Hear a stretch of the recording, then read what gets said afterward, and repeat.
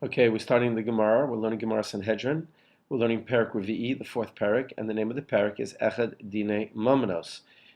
We are on page Lamed Bet, Daf Lamed Bet, Amud Aleph. The Mishnah starts off, Echad Dine Mamanos ve'Echad Dine Nefashos B'drisha B'chakira. Both monetary cases and capital cases require that the court does drisha, investigating, b'chakira, and questioning. Shenemar, the pasuk says, mishpat echad yeh. You shall have one law.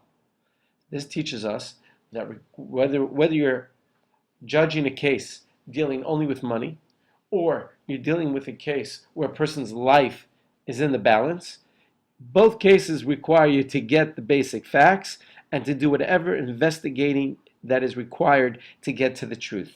And how do we know that? Based on the pasuk, Mishpat Echad, one law, Yeh Lechem, shall be for you.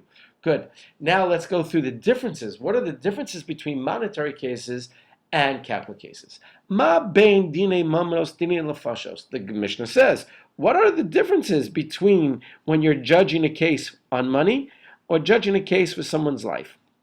Dine mamanos bishlosha. When it comes to dine mamanos, you require only 3 judges when you're dealing with a financial case. And when you're dealing with dine nefashos be'esrim ushlosha, you need to have a court, a bezdin of 23. Okay? Dine mamanos, when it comes to a monetary case, poschen ben l'schut ben l'chova.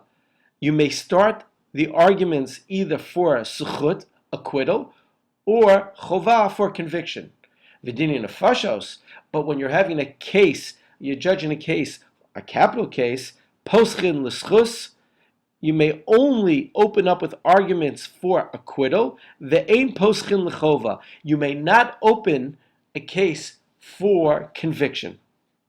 And now the Mishnah is going to tell us that when it comes to monetary cases, you only need a majority of 1 to convict.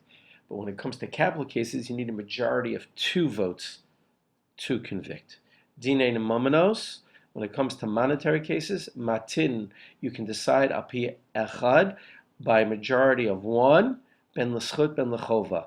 Whether you're going to acquit or whether you're going to convict, you only need a majority of 1. So that's why we have an odd number of 23, so that eventually you can't have a tie.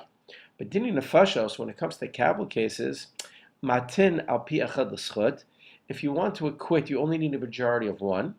However, al pi shnayim l'chova. If you want to convict the person to death, you need a majority of 2. So do the math. If you have 23 and you need a majority of 2, that would work out that you would need 13 versus 10 minimally to convict. Now what about overturning a case? Dine mamanos, when it comes to monetary cases, machzirin ben l'schut ben l'chova. You can reverse the case whether to convict or to acquit. But dine nefashos, when it comes to a capital case, machzirin l'schus, you can reverse it to acquit the guy. That means at first he was found guilty, and now you want to get new evidence, and now you want to acquit him. You may do that. But ve'ein machzirin l'chova. But if he was first decided that this person was innocent and was acquitted, and now new evidence comes, and now you want to convict him, ein machzirin l'chova. You may not reverse the judgment for conviction. Once he's been acquitted, you cannot go back. It just shows us that the few examples we've been given so far, how much we as Jewish people value human life and therefore do everything in our power to prevent taking somebody's life. So we try to give them every benefit of the doubt, and even in the judicial system that we have, we try to slant it in favor of always trying to acquit somebody in a capital case. And we'll continue in the next YouTube video with other differences.